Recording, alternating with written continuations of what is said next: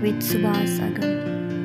Because our society defines us by our work and our position, our title, and the beauty of COVID is we became nobody. Exactly. And at first it was a big headache, and then I after 3 days, and I was just in a, oh my God, I was in a terrible state. And I was walking down to the beach because I live near the beach on the West Australian coast. And I walked down to the beach and I thought, right, what am I now? And then I thought, I know, I can be a beach bum. Which, and then when I let go of everything, I felt good. And then I realized, oh wow, I can meditate all I like because I have no work. If you can manage to have enough to eat, have a roof over your head, and some very just basic stuff, it's not that bad. It hasn't been bad at all. Exactly. I know lots of people became very creative. This moment is a gift, whether it's good or bad. This moment is a gift, whether it's happy or sad. Wow. Behind all appearances, everything is one. How beautiful. Everything is one. Love, love, love, I call your name. And in your joy I will remain, I call your name. Oh, beloved one, look inside and see the one like a diamond in the rising sun. The Secrets of Life with Suvas, Agam. Namaste and welcome to you all in The Secrets of Life. Today this is very, very special show because we have very special guest all the way from Australia. She took sannyas of Osho directly from him, and she is a wonderful spiritual musician and a wonderful person as I know her. Let's welcome her in our show. Welcome, Kavisha. How are you doing? Hi everyone. Well, once the technology is fixed up, I'm good. Yeah, great. So how was your day today? Yeah, today it's a good day. We are out of lockdown here, and but the life is a bit different now because we can't have, the COVID has made a few changes on life. Exactly. Just like I imagine happening for you. Right. For example, we can't do concerts with so many people, and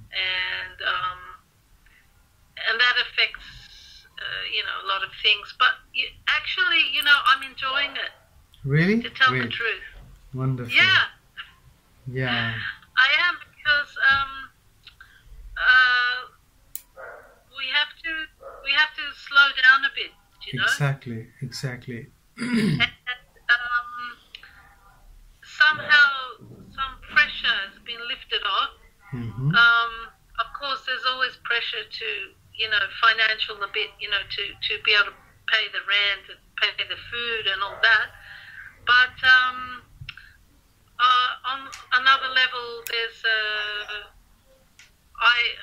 when the COVID lockdown came, I had to stop.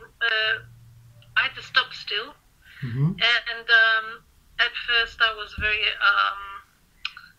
upset about it, but then I got relaxed. I started this program with the dream to find something special, to find something important to all the human being, because we are running towards running behind I don't know what, many things that is not essential in life. And we also watch many interviews or talk shows or whatever soap operas in television, which is not essential for life, which is just occupying our mind, and especially the news of the pandemic in the telephone, in the television, everywhere is just taking our energy down. So I was just felt like starting a talk show which will give the right question and right answer to the people, which will start a real quest in the mind. What is the real reason behind our existence? So I wanted to ask this question, that what is the reason behind our existence, why we are all here, why this lila is going on, why this drama is going on, whatever is happening around, what is all this about? So this is how I started. So as being Osho disciple who took sannyas from Osho, and you are a great musician also, you have lived your life this long way, you have lots of experience. So I want to hear from you, what do you think this life is for? You start with a big question. Yeah. Well, no need to take it seriously. Let's take it as a play. Yeah. Mm-hmm. It's a very good question, of course. And I think that it's a question that as you go on in life, Mm-hmm. the question is, I remember, for example, when I was very young, when I was a teenager, I used to get very depressed, Mm-hmm. and I used to cry in my room by myself, Okay. crying about why I existed. Uh-huh.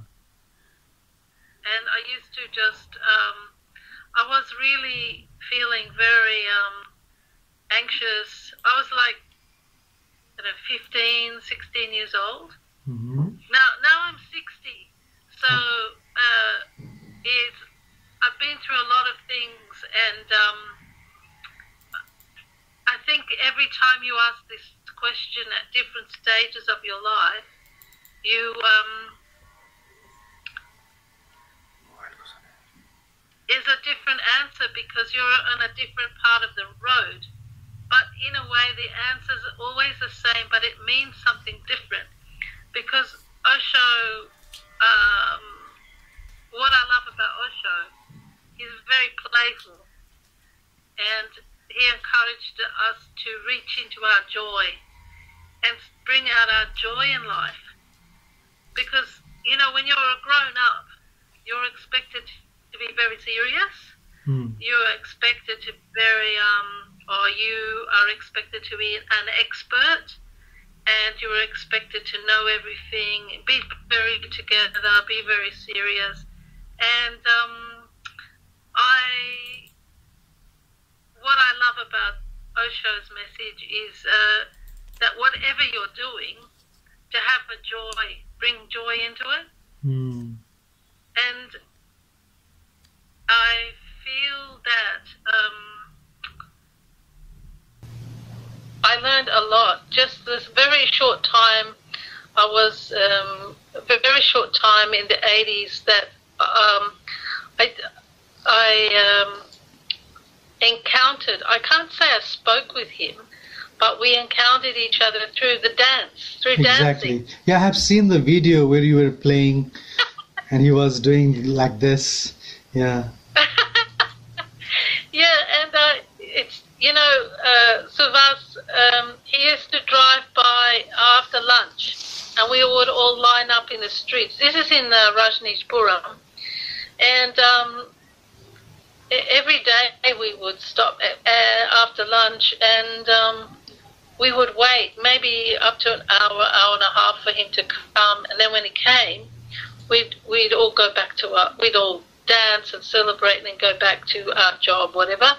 And I found that when I was dancing so much, I would go into a deep, deep silence, and I couldn't speak for nearly 2 hours after.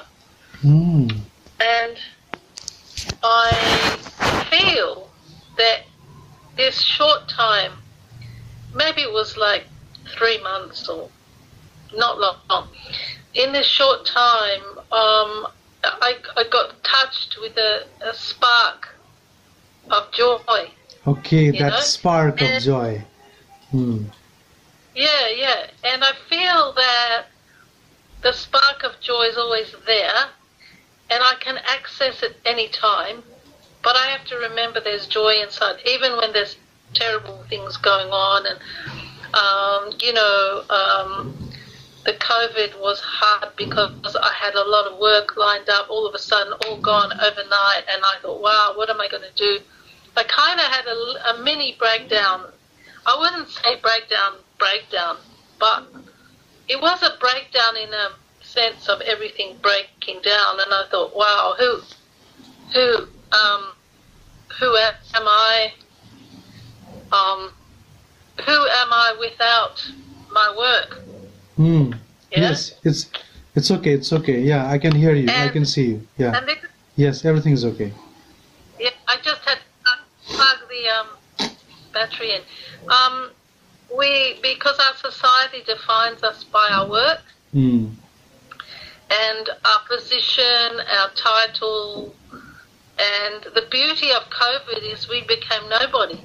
Exactly. And at first it was a big headache, and then I after 3 days, and I was just in oh my God, I was in a terrible state, and I was walking down to the beach because I live near the beach on the West Australian coast, and I walked down to the beach, and I thought, right, what am I now? And then I thought, I know, I can be a beach bum. Which, and then when I let go of everything, I felt good. And then I realized, oh wow, I can meditate all I like because I have no work. And I always, and Osho was always really talking about this self that isn't defined by society, by your title, by your job, by all these things. He was speaking about the inner place, the inner heart, And I have to say, it was a very, very good moment, to all of a sudden not to worry so much. Anyway, I couldn't change anything. Exactly. I couldn't do anything. Exactly. Yeah. So when you're in a position of not being able to do anything, it's like you got to look at yourself. Who are you without all these things? And you can either anyway. Of course, it made me.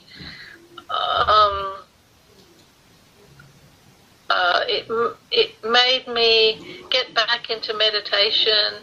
I started doing heaps of meditation, and starting my day with meditation. Before that, I've been too busy. Do you know what I mean? Busy doing this, that, the other, la la la. But when the COVID hit, bang! I could,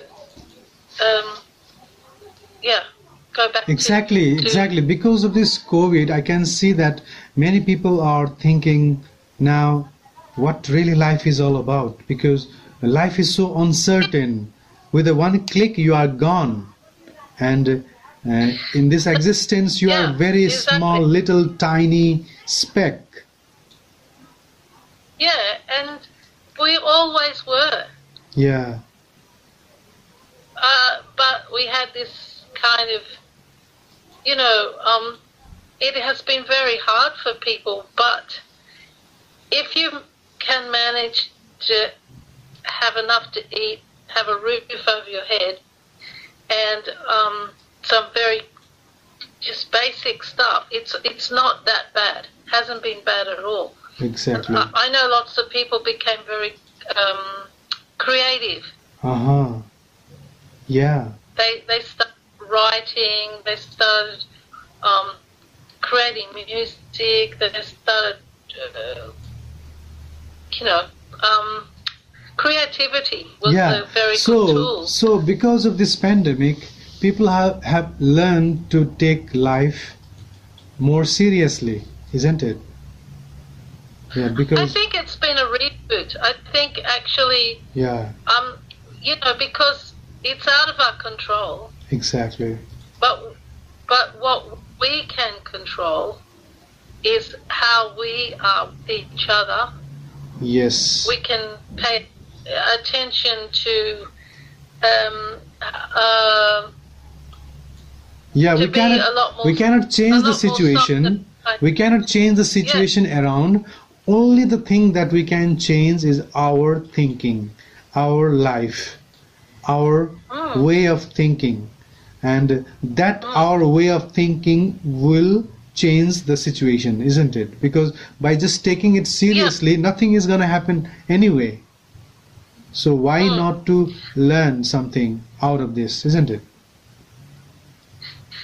Yeah, it's like find the positives, because there are a lot of positives actually. Yeah. And I find maybe people more caring for each other. Yeah. More looking for each other. More. I think in a strange way, it's brought people together. Actually. Yes. Yeah. So it hasn't been too bad. Yes, of course. So tell me something about Osho. How did you come in contact with Osho for the first time? Oh, the funny story. Really? Usually with Osho, it is a funny story. Of course.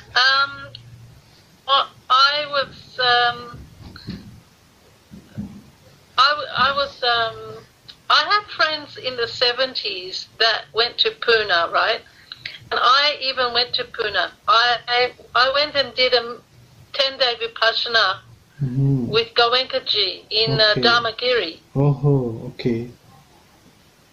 And then I visited the Pune ashram after. And it was like, whoa, it was wild. It was really wild. It was the early days of encounter groups and a lot of wild Westerners. And I got a shock and I thought, this is too much. And I left, That was in 1978. And then in 1981, I was sharing a house with other students. I was an art student. I was sharing a house with other students. There was one woman there who was getting, she was going for rebirthing therapy with a sannyasin therapist. Okay. And every time she came back, every time she came home, she was radiant. And I felt, what's going on? And she goes, I'm getting this rebirthing with this wonderful therapist. And I said, I want to try that too. But I had no money. So I couldn't pay, right? But she said, she's painting her house. Maybe she needs some help. Maybe you should do exchange. So I rang her up and I said, I'd like to do some rebirthing, but I have no money, but I heard you need some help painting your house. Can I help? And she said, yeah, come along. So I was painting the house. Okay. And then she was doing a weekend group. She said, I think it would be good if you came to the group. And I said, okay. And then there was half sannyasins and half people who weren't sannyasins. And all the sannyasins, something different about them. They were very free. They would cry. When they cry, they fully cry. When they laugh, they fully laugh. When they dance, they fully dance. And I felt like I had chains around me, chains. And I was just shocked, just to feel the energy of the sannyasins, and I felt like I wanted to be in that energy. I didn't really know there was Osho. Okay. Okay. I was feeling the vibrations of these people, and I just fell in love with them, and I wanted to be in the vibration, right? So then there was a 10-day experience with, at the time, Tirtha, or Paul Lowe as he's now called. But Tirtha was doing 10 days of groups and meditation in Sydney. So I lived on the west, and I caught a bus. It was a 3-day bus ride across Australia to go to this big event. And I did all the meditations, and I remember I had this experience with Tirtha where I was looking at people that were laughing, crying, and then all of a sudden all this laughing started to pour through me like I never experienced before. I gave him a hug. He hugged me for a long time, and then it was like I was in another state, and then I went back home and I thought, I don't know what it is. I never even read any Osho. I didn't even know anything. I said, I just want to be there. I just want to be in this energy. So, of course, my parents were very worried about me. And I joined the commune in Fremantle. Okay. And I said I would like to apply for such. And of course they said yes, and they gave it to me. I did the meditations, and then a couple of months later I had an accident, and I fell on my hand, and a nail went through here. I had my arm all wrapped up. I couldn't do anything, and I read my first Osho book. Okay. And I thought, he's amazing. I did everything around the wrong way. I didn't do it through here at all. Exactly. Just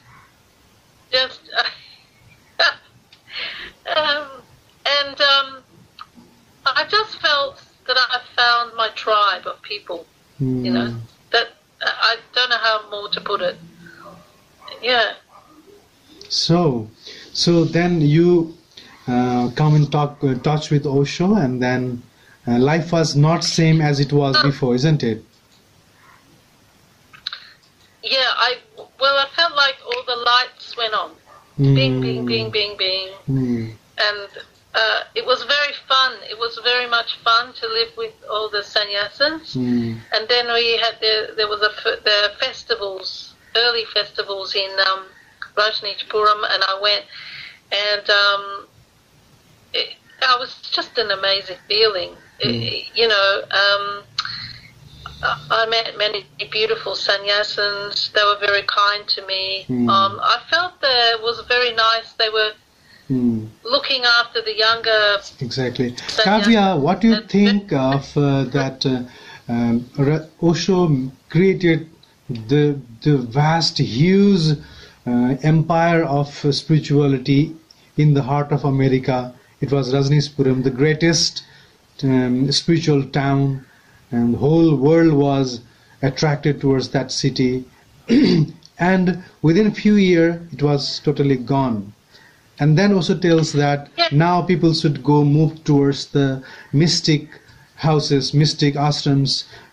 Very few people should sit and meditate, and no need to make these huge ashrams. Now people can spend only few sannyasins, maybe 10 or 15, can sit and create a spiritual vibes. No need to create these big ashrams. What do you think Osho was trying to say from that? You know, it's as you were there, so I wanted to ask you, because we have seen both. Sure. Yeah. I think that the idea was, my perception of it is he was worried about the planet, that it was going on a very destructive course, and he wanted to create a very big effect. Exactly. By having a city, if you like, of people doing their things, but in the sannyas way, Spiritual or the way. sannyas philosophy. And he felt probably that, I imagine, that if we have a whole lot of people working with awareness and love, still doing everything, but in a different way, it would really create an impression on the planet and turn things around, you know. And I think also the lesson that we learned from that breakdown of what happened was when you still have to have accountability and you still have to have ethics when you work like that. And I think what happened, there was a few people that were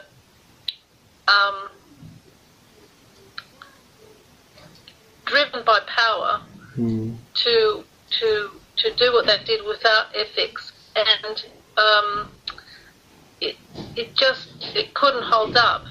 But now I think we had to, in a way, have that lesson, because that's the way of the world. Do you know what I mean? Exactly, that's the way the world goes on. Yeah. Yeah, and I guess the lesson is that it doesn't matter what colour your clothes are. It doesn't matter if you've got the mantra beads, the different name, this, that, the other. If your heart is not really true, it's not going to work. Exactly. So it has to be ethic from the inside. And the idea is, I think that was the big lesson. That was Kavya, the lesson about as being you very have authentic. lived this long life, and with this experience of being with the Buddha who existed, who walked in this earth, who was enlightened, and living in the prosperous country, and also have been to India and Nepal also, and you have seen the world, you have seen the life. Today many youth are going through many psychological problems. In one aspect, they are totally towards the materialistic things. The materialistic world is offering new versions of gadgets every year. Every month new gadgets are coming and making you that you are poor guy with the old gadget, you don't have the latest one. This consumer society is making you that you are nothing because you don't have the updated version. So what do you say to this youth? You know, when it's funny because we look at photos. I look at photos of myself when I'm young. I'll be like, oh, I'm so beautiful, and you know, we're young and no pain. But mentally, we're very anxious. So when I started with Osho, I was very anxious, and then gradually losing the anxiety. And if I could speak to my younger self, I would say, don't worry. Don't worry. You know, don't worry so much. But we do get very anxious. So, see, also the younger generation, we never grew up with social media. Exactly. The problem is that there's a lot of social media which put pressure on people to, you know, almost be a product of themselves. Yeah. It's crazy. You know, you have to be a brand, not a person. Exactly. And I mean, if you're a musician or an artist or you have a business, you have to promote yourself. That's natural. Exactly. But as a normal person, it's abnormal to be promoting yourself all the time. So I would suggest. I mean, it's. I can only say it now because I've lived through it. Yeah. If I could have back my time, I would tell my younger self, don't worry so much. Don't worry. Really enjoy your life because you're going to get there anyway. And I think you know, I have a daughter who found that she could get her mental health back by not being on Facebook. Okay. You know, she said, "Mum, I'm going to get off Facebook so I can, you know, I feel like I'm going a bit mad." And yeah, I think our, you know, my generation, we didn't have it. I mean, I thank God. But I would. The good thing is we have choice. Exactly. Maybe just reduce your time. I mean, to be fair, we have to find out about what's going on, and we find out. Facebook is like the newspaper in a way for lots of people. You find out what's going on. Exactly. And I mean, we got connected through Facebook, right? Yes. So there should be some certain amount of the check and balance, isn't it? Everything has its pros and cons. So you should check it, isn't it? Yeah, I think the thing is, use it as a tool, but don't let the tool use you. Yes. So, and I think a big thing too is learning to trust yourself. It's I think this is the biggest lesson, and I know that Osho spoke about the way of the heart. The way of the heart. He speaks about the way of the heart, and if you think, what does that mean? What is the way of the heart? Well, the heart, if we tune into our hearts, it's a big journey, because as children, we're told by the teacher, do this, by the parents, do that. And you're growing up and you go, I don't know who I am. You know? And I think that learning to listen to the heart. As we talked about in tuning with the heart, let me ask you to make us more tuned with your music also. Let's hear something. Sure. Yeah. Can you hear okay? Yes, fine. Perfect.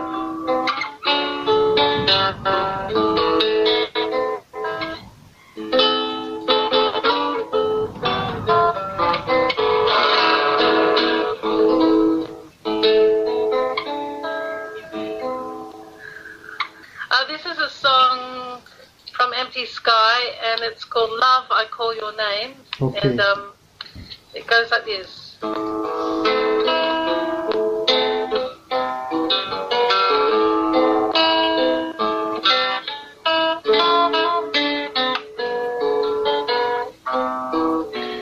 Love, love, love, I call your name.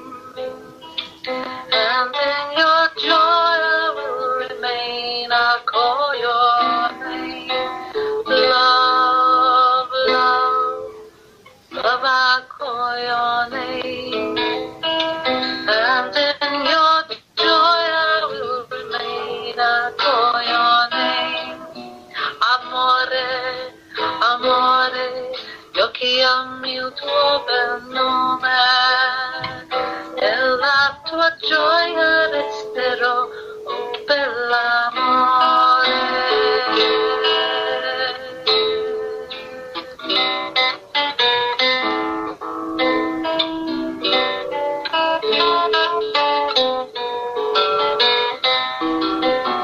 Love, I call your name, and in your joy I will remain. I call your name. Love, love, love, I call your name. And in your joy I will remain. I call your name.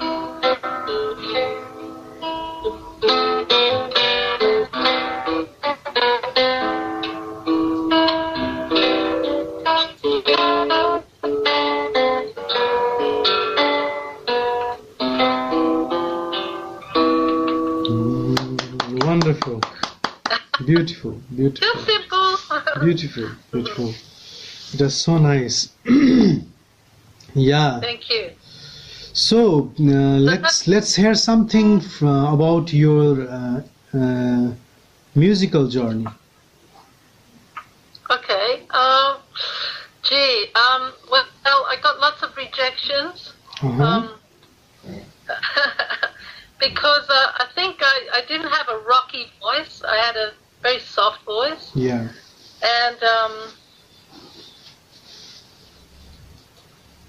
I couldn't even, I got so many rejections, it was crazy. Mm.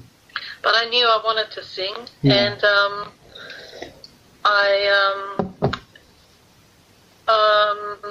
I used to busk in the street at the markets and all that. And eventually I met another busker, and he came out from England. Okay. And his name's Johnny. And Johnny, it was 1987, and I've been singing all my life at school and all that. Okay. And then, but I didn't really know how to professionally do it, you know. Right. And there was a Thursday night club, and Johnny and I, it was like open mic in Fremantle at the Fly By Night Club.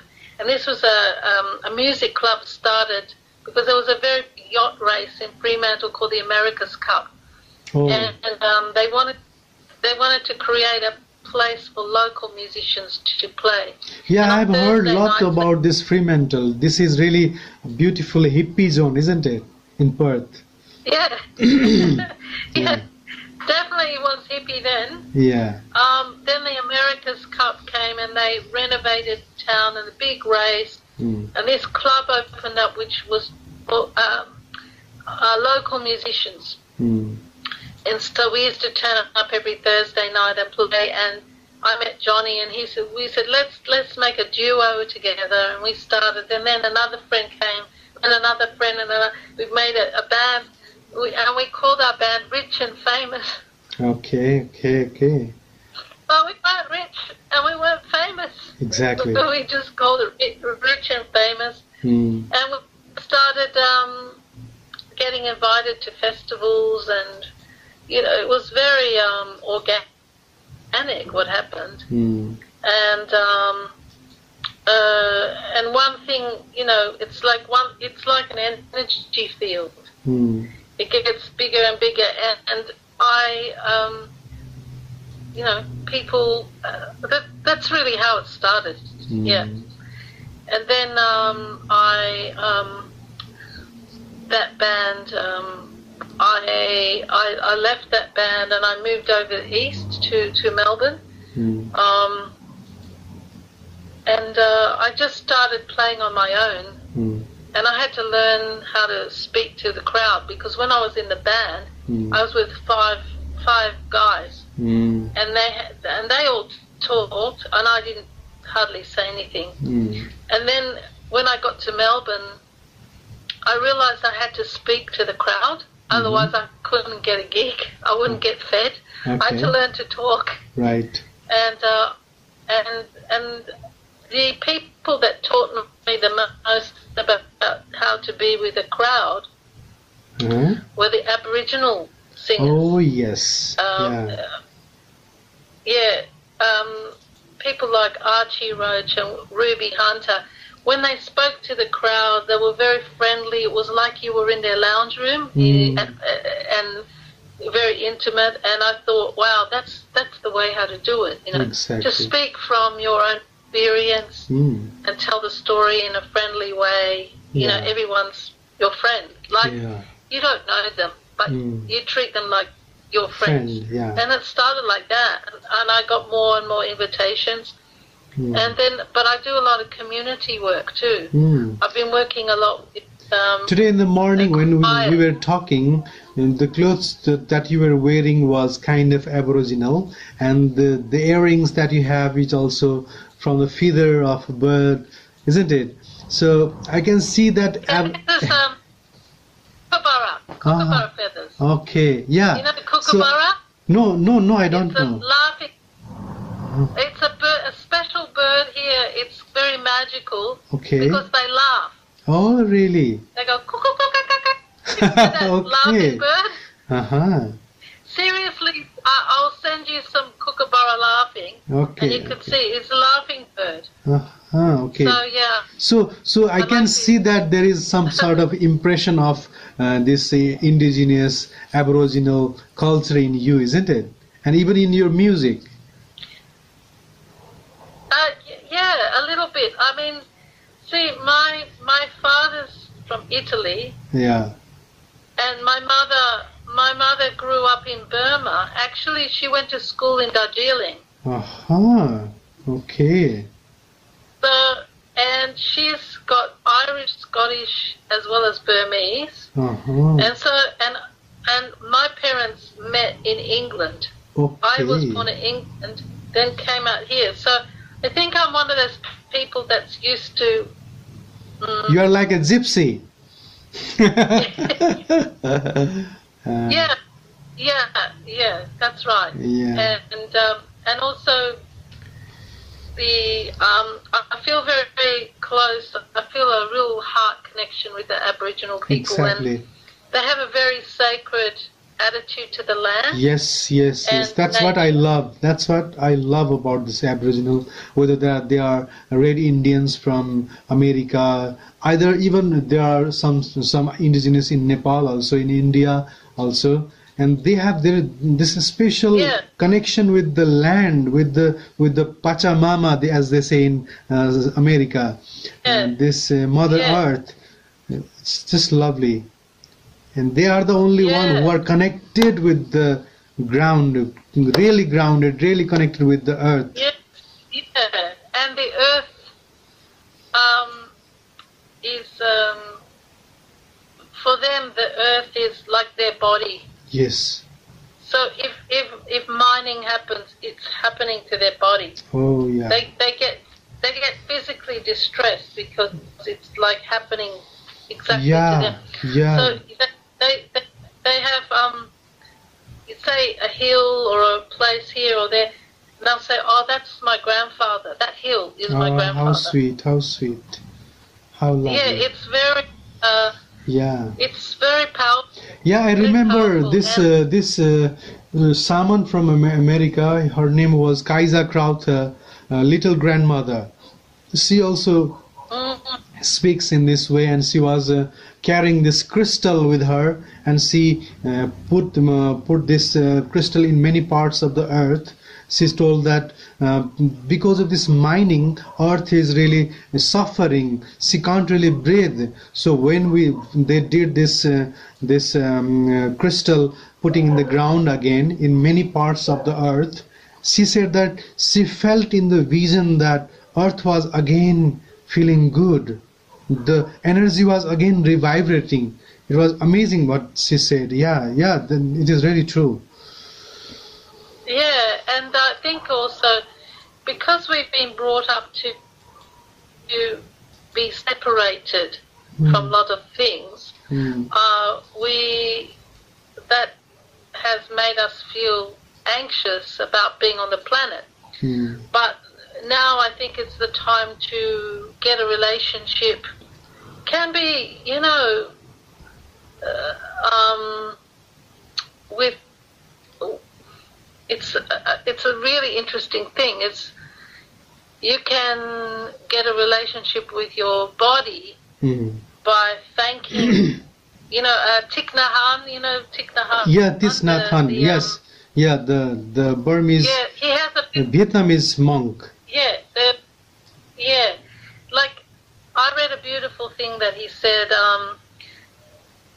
You can thank your body in the morning when you wake up. So you say, I thank my eyes, I thank my skin, I thank my mouth, I thank my hair, I thank my bones, I thank my blood. Thank you to all. You can go through your whole body and thank all the parts because we take for granted, right? Exactly. We just assume it's. So I think equally we can regain a relationship and start to develop gently the relationship, and you start feeling connected. And you were saying about people feeling so separate. it's because in a way we've been educated that way. Exactly. Yeah. Education is good. It's good to know how to learn to read and write and do basic mathematics. But we got taught in a way to be separate from things, and now I think perhaps this is why I see, the COVID and all this has happened, and it's a time to question all that and come back to connection. Yeah, and, let's hear something about this sort of music from you. Some music about earth or whatever. I mean, connecting with yourself, connecting with the nature. Let's hear something. I love you, I promise to defend you. I love you, I promise to defend you. Mother Earth,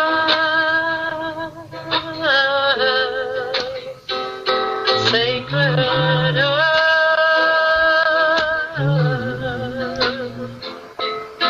I love you, I promise to defend you.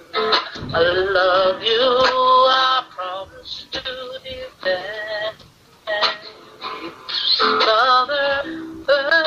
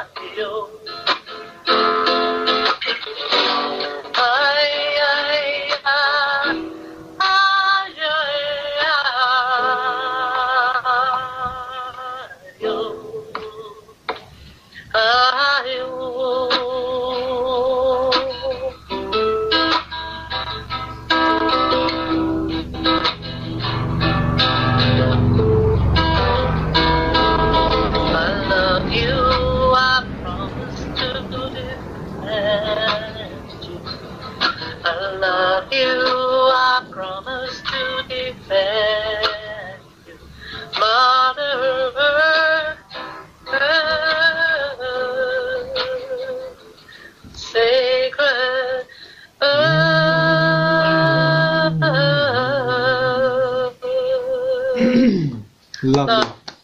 Lovely.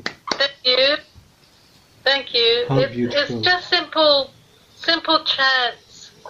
Like, I have songs with lots of words, but I lately come back to doing simple chants that tell us something about this choir, because we don't understand the language when they do this choir, because it is so much different. Tell me something about it. That's right. Okay, so it's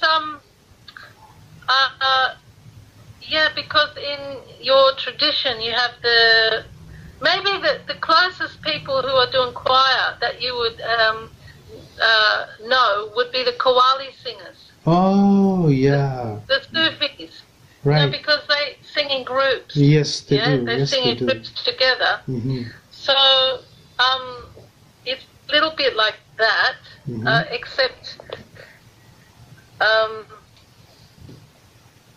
it's different. But I think that's the closest thing you have to the singers all singing together. But we also sing in harmony as well, so we have harmonies going. Right. And I like to, a lot of people that in the West have grown up with a bit of trauma around music and singing, because they were told by their teacher, you can't sing, or you have to mime. And a lot of people come to my choirs, and I have to teach them to free their voice again. Yeah. Whereas I think your culture, the benefit of your culture is you're more expressive. You don't have. I think our culture is very uptight. Yeah, And we yeah, have because we have but- this. The temples are around. As I'm speaking to you from Kathmandu right now, and Kathmandu itself means Kath means wood, Mando means temple. So this place was full of temple made by wood. So this temple, once upon a time, there came a Chinese traveler. In his book of the journey, he wrote that in this place there are less people, less houses, and many temples. So this place was full of temple. Still today also, if you can come to Kathmandu, you will see many temples in each and every corners of the village. And it is same with the whole country, even in India, in Burma, it is same like that. And we are not spiritual, let's say religious. We are religious in culture, and we are supposed to go to the temple, sing along with people, and we have to have this sacred ceremonies. When you are born with the birth till the death, you have many special ceremonies that should be done in the house. And in these ceremonies, either in your house, either in others' house, you visit there, you sing kirtan, bhajan. So bhajan, kirtan, singing is incorporated with our life, you know. So singing is very common thing. So everyone is singing, everyone is dancing, everyone. And we have a special celebration called Teej. In that festival, you will see everyone is dancing. Every single woman is dancing. I want to come there now. It's so amazing that at least we are connected because of this technology. That's so nice. Yeah, that's right. And I think that that's what culture lacks. You know, we have many things, but we lost the connection with people. And if so my work, if you like, a lot of my work is helping people feel connected through singing. And so I get them in my songs, I get them singing along in choruses to help them feel more connected. And it feels better for me when people come and sing along. Yeah. So it's a bit hard to do an example here. You'd have to maybe put a YouTube link and show people. Well, yeah. But it was lovely to talk to you, and I want to hear more from you, because in the middle of the conversation, when you come up with beautiful things that happen in your life, that strikes me again and again. So yeah, I want to hear more from you. And tell me this. In one way you are a musician, and another way you are also connected with Aboriginal culture, and you have juxtaposed these two culture, and in your life also, in your music also. So you have lots of album also, isn't it? How many albums have you released till now? This one will be number 8. 8. Okay. Empty Sky. That's number 8. Sacred Songs and Chants. Wonderful. Kavisha Mazzella. Mazella. Yeah. Mazella, Yeah. isn't it? That's my dad's, coming from my dad's, the Italian. Okay. Italian name. Okay. Yeah. So, I'll play you something else from here. Yes, let's do that. Okay, you know, of course, Kabir. Kabir, yes, Kabir, Sant Kabir, yeah. Yeah. So of course, this is a beautiful poem by Kabir, and I put it to some music. It is time.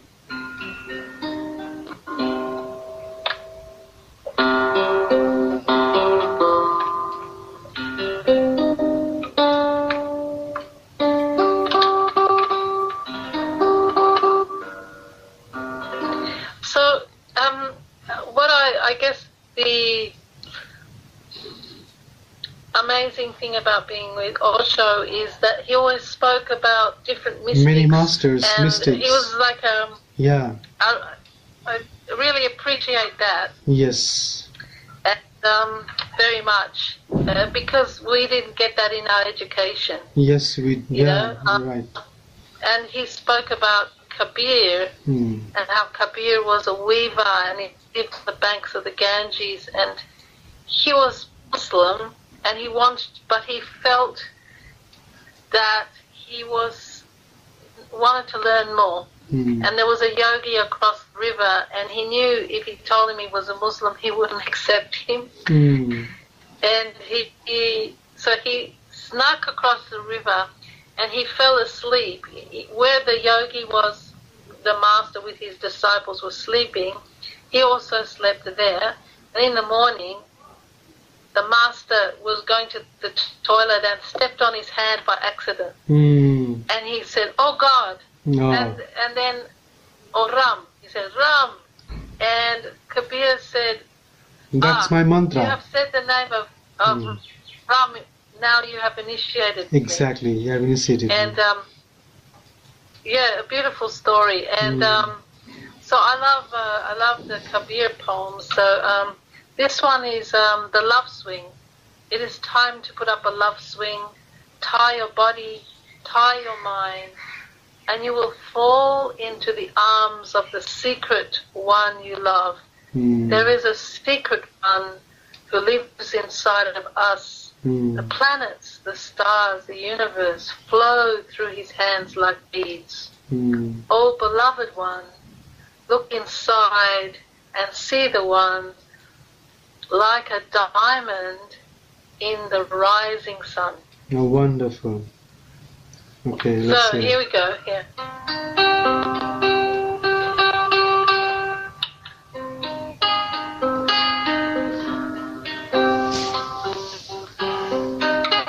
It is time to put up a love swing. Tie your body, tie your mind, and you'll fall into the arms of the secret one you love. There is a secret one who lives inside of us. The planets, the stars, the universe flow through his hands like beads.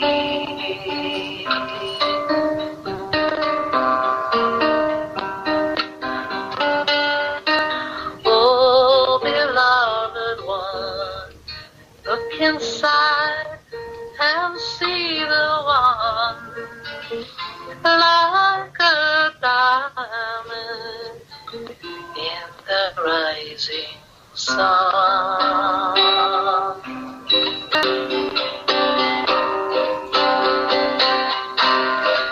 It is time to put up a love swing. Tie your body, tie your mind. You will fall into the arms of the secret one you love. There is a secret one who lives inside of us. The planets, the stars, the universe flow through his hands like beads.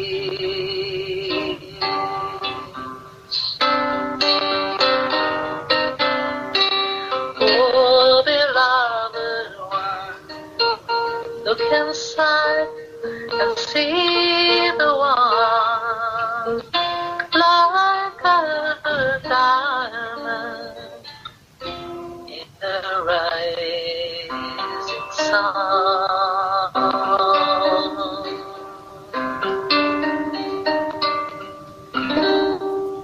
Lovely.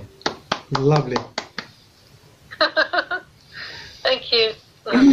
So, Kavisha, so at the end of the talk, how shall we summarize this life?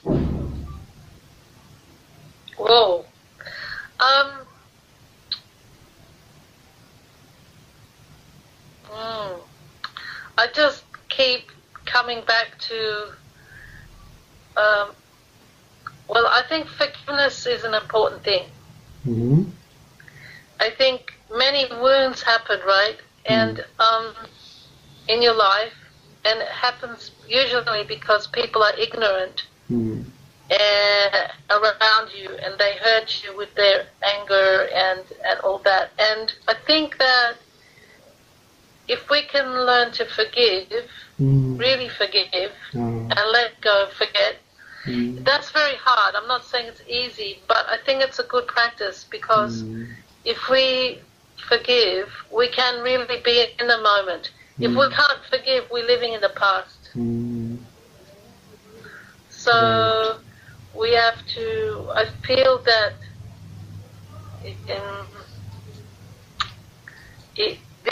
this moment is a gift, whether it's good or bad. This moment is a gift, whether it's happy or sad. Wow. Behind all appearances, everything is one. How beautiful. Everything is one. So I made up a little song about that. This is a poem. Just a little chat. Beautiful song, yeah.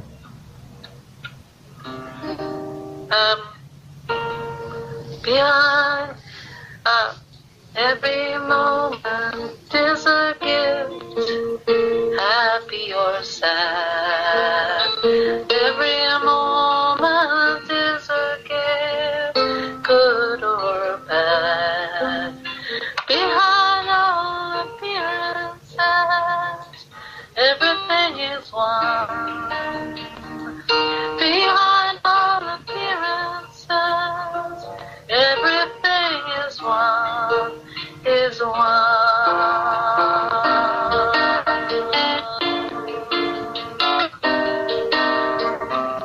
Every moment is a gift, happy or sad. Every moment is a gift, good or bad. Behind all appearances, everything is one. Behind all appearances, everything is one, is one. And then there's a Rumi poem, The Field. I'll see if I can add that, which is a similar message. Beyond all ideas of right doing, beyond ideas of wrongdoing, there is a field, a beautiful field. I'll meet you there. I'll meet you there. Beyond ideas of right doing, beyond ideas of wrongdoing, there is a field, a beautiful field. I'll meet you there. I'll meet you there. Oh, oh, oh,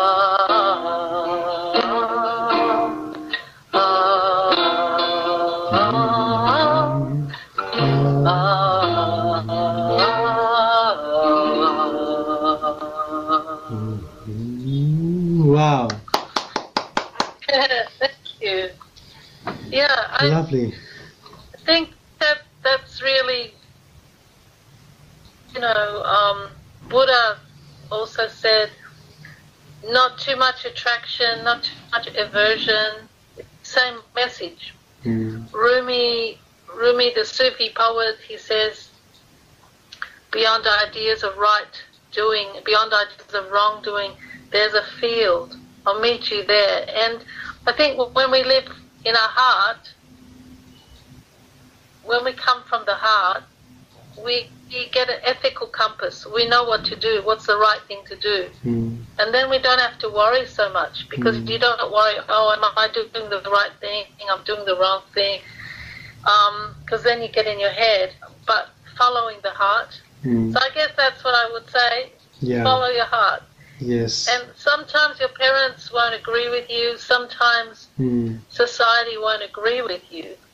But if it's a true thing from the heart, I don't think you can go wrong. Lovely. It may be uncomfortable, but it won't be right. Right. Yeah. Right. It was really nice to talk to you, Kavisha. It was really nice. Thank you very much for your time. It was amazing to talk to you. So nice, so nice. Thank you very much for sharing your life experiences. And we wish you a wonderful health, energetic life, and peaceful life as well. And more music is to come. And also the same to you. Yeah, and more music is to come, and I hope one day we will meet and we'll play music together, because this earth is very small, and who knows, we'll meet someday, and we'll create the music together, we'll play the music together, and I wish to be in touch with you for long as we live. Yeah, sure. Excellent. It was very lovely. And Naomi, your friend, sent me a link a few months ago, and it was so beautiful, so beautiful. Yeah, lastly, yeah, great voice. I come to know you from the comment that you have commented in my music in YouTube. Yeah, and how was that? How did my music reach you all the way to Perth, Australia? From Naomi, because she said she met you.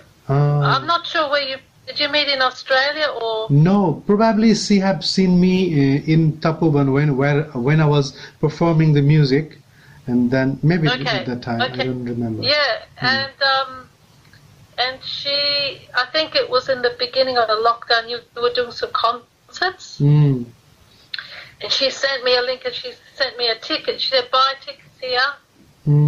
You were doing online concert, yeah, and that's when I first came across you. See, all the good things of the lockdown. Wonderful.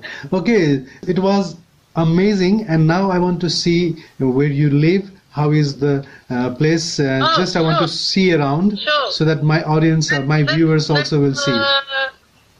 Take you for a little walk. Yeah, I'm going to flip the camera around. So this is my dad's house. Okay. This is the pizza oven. Ah, big pizza oven. Really big. Yeah, and I'm going to climb on the pizza oven. Oopsie. Yeah, as he is Italian, so there should be a pizza oven. There you go. Ah, beautiful. That's really beautiful. You can see the sea there, yeah? Yes, I can see the sea. So lovely. That was lovely. So our regards and our namaste to Australia, and namaste to you. May God bless you. May God send you lots of energy, lots of more composition, lots of more music, and we'll hear more from you in next sitting. Okay, Kavisha, thank you very much. Lots of love. Bye-bye. Bye-bye. Namaste. Namaste. The Secrets of Life with Suvas Agam.